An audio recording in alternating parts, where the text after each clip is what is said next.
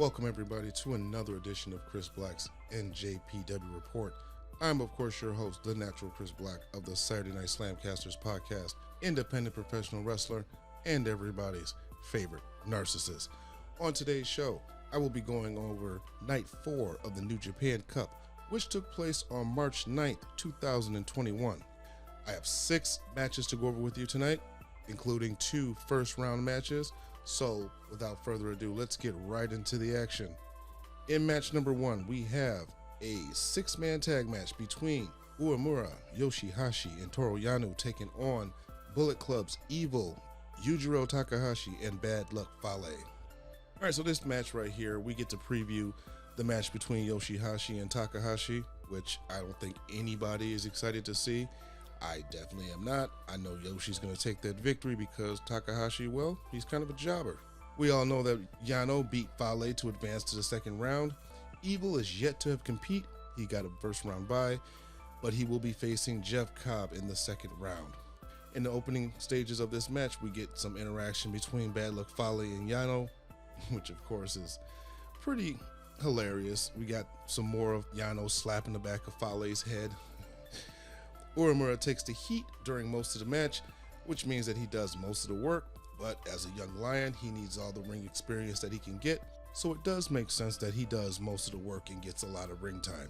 He's able to hold his own against the veterans when he does get some of the offense, so Uemura is doing pretty good in this match.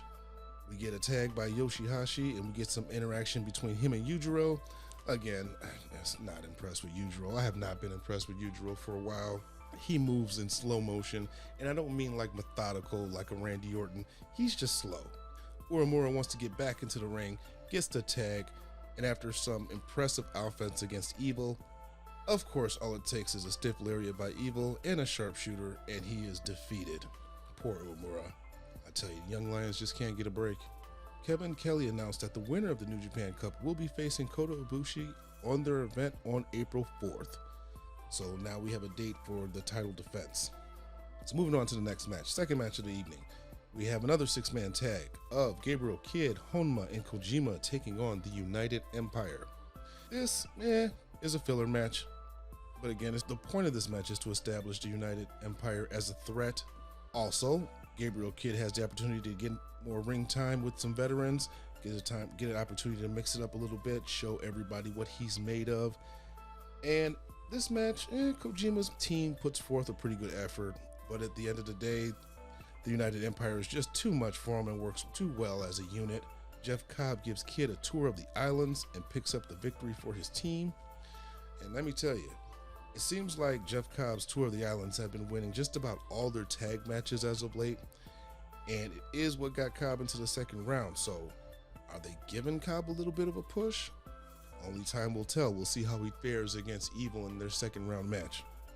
Third match of the evening, we have a 8-man tag consisting of Hanare, David Finlay, Juice Robinson, and Tanahashi taking on Bullet Club members Gedo, Chase Owens, Kenta, and Jay White.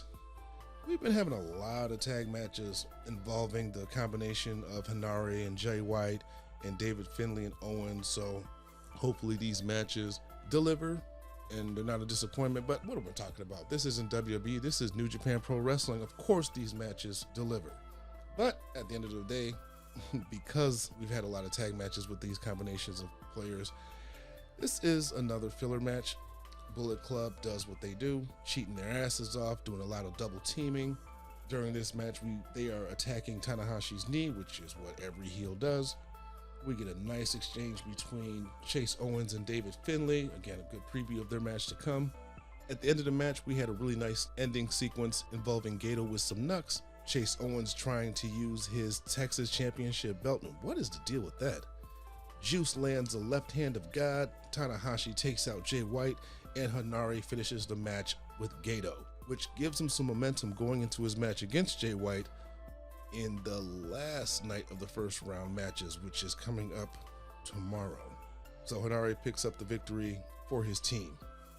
In the fourth match, we have Chaos members Sho, Goto, and Okada taking on LIJ members Bushi, Naito, and Takagi.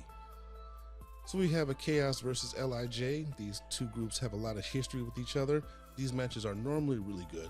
We have Goto and Shingo, who will meet each other in the second round. They start the match off. These guys, it's going to be a banger when these two meet off in the ring. Okada, I've noticed a little bit of a difference with Okada since he was eliminated from the tournament. He's not as serious. As a matter of fact, he's letting his goofy side show, which I have to admit, I think I kind of like that. So Naito and Okada mixes it up a little bit, and both men don't seem too injured. But again, I guess hiding it in tag matches helps out. They're not bumping around like anything's hurting, so maybe that's a testament to how good these guys are, how professional these men are. This is a very good tag match. There's a lot of back and forth action. Everybody gets some shine in this match, but at the end, Goto does pick up the victory with a GTR on Bushi, and I am really looking forward to Shingo and Goto's match. Again, that's going to be a banger. All right, getting into some first round New Japan Cup matches. We have Nagata taking on Yota Tsuji, one of the Young Lions. So, obviously, it's a foregone conclusion that Nagata is going to win this match, but I will say he's the type of veteran that would not be hurt by a loss to one of the Young Lions, especially since Kevin Kelly points out that Tsuji is ready to graduate and will probably be going on excursion soon. And if it wasn't for the COVID pandemic, he probably would already have graduated and have been on excursion. So a win isn't exactly impossible. They start out with some chain wrestling, going hold for hold. Tsuji is very aggressive in this match, really working towards his first victory against a veteran. But it's Nagata's submission style and hard strikes that could prove to be too much for the Young Lion. Tsuji fires up and nails that Mount Tsuji splash, that beautiful splash that he does. But at the end of the day, after a really good attempt by Tsuji, he is put away by Nagata. So moving on to the second round is Nagata. And in our main event for this evening, we do have Tomohiro Ishii taking on SANADA. Now, I expected some hard-hitting action in this confrontation. In early stages of the match, Ishii escapes an early Paradise Lock attempt, and they start exchanging some forearms. Ishii gains control, smacking SANADA around, asserting his dominance. But SANADA returns to strikes, only to be put back down. Ishii is just absorbing all of his hits without even blinking. So SANADA has to change his strategies, and he starts going after Ishii's knee. If he can't take him out by going strike for strike, he's going to take out one of his weaknesses. He's finally able to put the Paradise Lock on to Ishii, but as soon as Ishii is released from the hold, he attacks SANADA again with some more chops and forearms into the corner. But SANADA is back at Ishii's face, trying to take him back down. So both of these guys in this match is letting the other one know that they're not going to be pushed around. They're not going to be an easy win. I'm loving it so far. This match has turned into a slugfest. SANADA shoves Red Shoes right out the way and starts pounding Ishii into the corner. SANADA needs to be careful. He cannot beat Ishii at his own game. SANADA needs to wrestle his type of match. If SANADA attempts to have Ishii's type of match, he may end up counting them lice at the end of the match.